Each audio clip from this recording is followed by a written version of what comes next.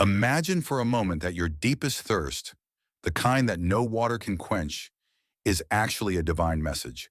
A quiet, burning reminder that there is a spring hidden inside you, waiting to burst forth the moment you call upon the one who placed it there. What if this verse isn't merely history, but your life, your struggle, your dryness in your return to the source? Tonight, let us walk into this verse the way a thirsty traveler moves toward the sound of flowing water. Slowly, reverently, with a heart prepared to be transformed.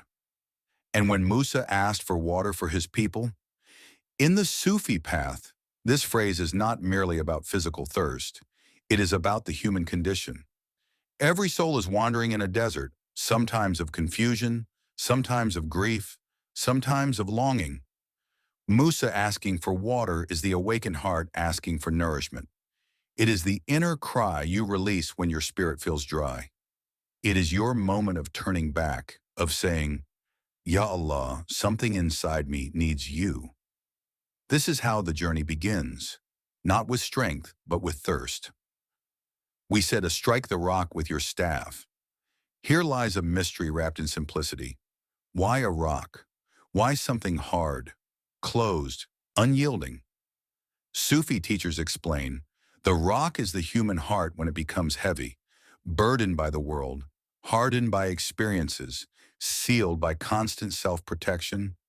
And the staff is the symbol of divine instruction, divine permission, and divine guidance. Allah does not say, wait for rain, search for rivers, look for springs.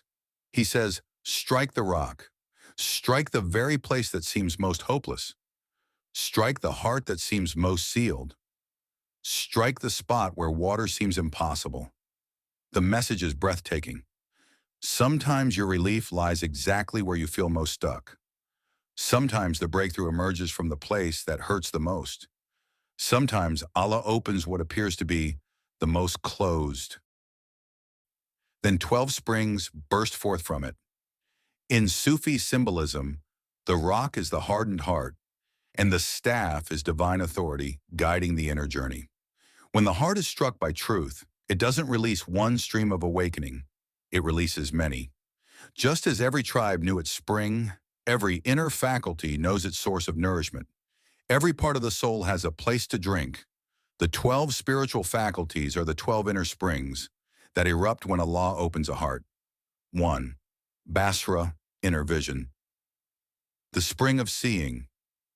When the rock of the heart breaks, the first water that flows is the ability to see truth again. Just as each tribe finds clarity through its spring, the soul gains clarity through inner sight. It sees reality without veils.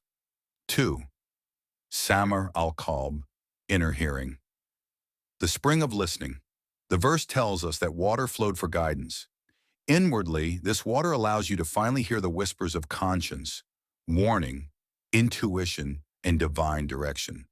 Your inner ear returns to life. 3. Dawk, taste of spiritual experience. The spring of tasting.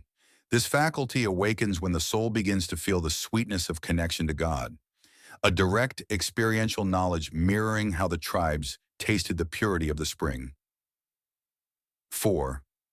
Fu'ad, the luminous heart. The spring of subtle understanding.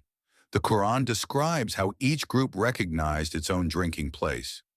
Likewise, Fu'ad knows exactly which insights belong to you. It organizes your inner world and brings understanding, just as each tribe organized around its spring. 5. Hima, focused will. The spring of intention-driven energy. Once the springs burst, the tribes moved with purpose. This mirrors how Hima awakens. It gives your soul renewed strength, momentum, and direction. 6. Muhasaba, self-accountability. The spring of cleansing. Water purifies dirt. Muhasaba purifies motives. This faculty functions like inner water that washes the ego, reveals hidden flaws, and cleans the soul of corruption. Echoing the verse's closing warning, do not sow corruption. 7. Waidan, spiritual sensitivity. The spring of feeling, as water revives the land, dawn revives emotional depth. This faculty awakens compassion, awe, and tenderness, the emotional nourishment each tribe of the soul needs. 8. Dhikr al-Sir, secret remembrance. The spring of hidden remembrance. Even when the tribes were busy, their spring awaited them. Likewise, this faculty keeps remembrance flowing deep inside you, even when your outer life is distracted. A spring beneath consciousness. 9. Tafakkur, deep contemplation. The spring of reflection. Water makes earth fertile. Tafakkur makes thoughts fertile. This spring irrigates the mind so that contemplation yields insights, understanding, and meaning. Aqlu al-Munawwar, the illuminated intellect. The spring of purified reasoning. Just as the springs separated and clarified the needs of each tribe, this faculty separates truth from illusion. It is logic washed by purity, intellect that drinks from a divine source. 11. Niyyah, the inner compass of intention. The spring of direction. Springs define routes, gatherings, and movement. Niyyah sets the direction of your spiritual movement. It is the inner tribe locator.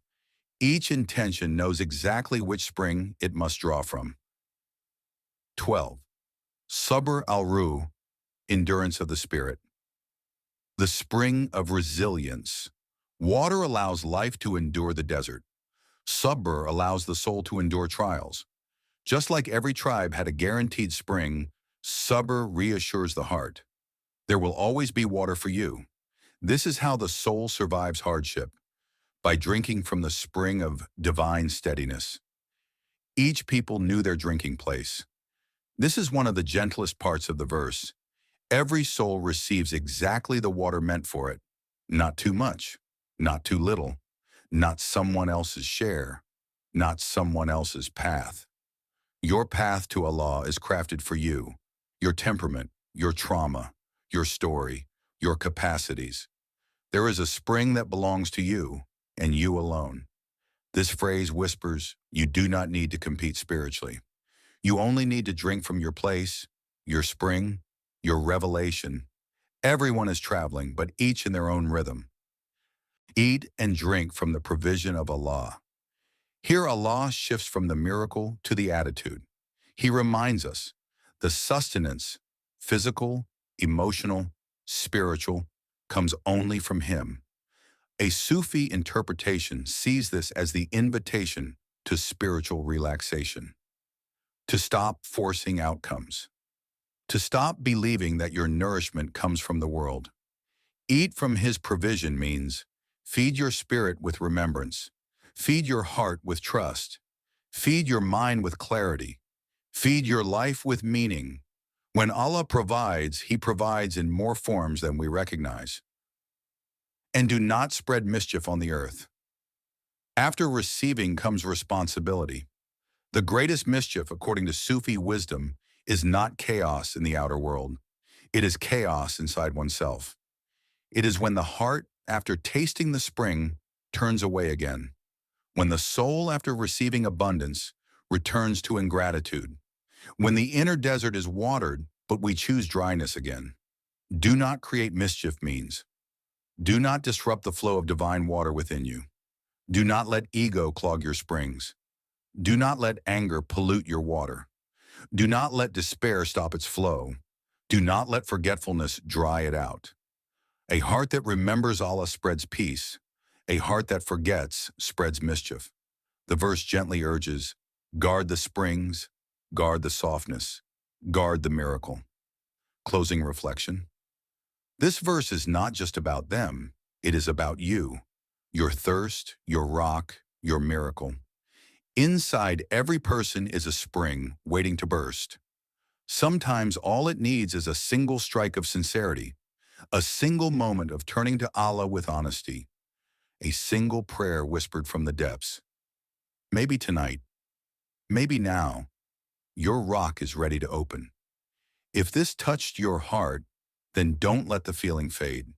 Subscribe, share, and join this journey where we explore verses not as distant stories, but as living mirrors of the soul.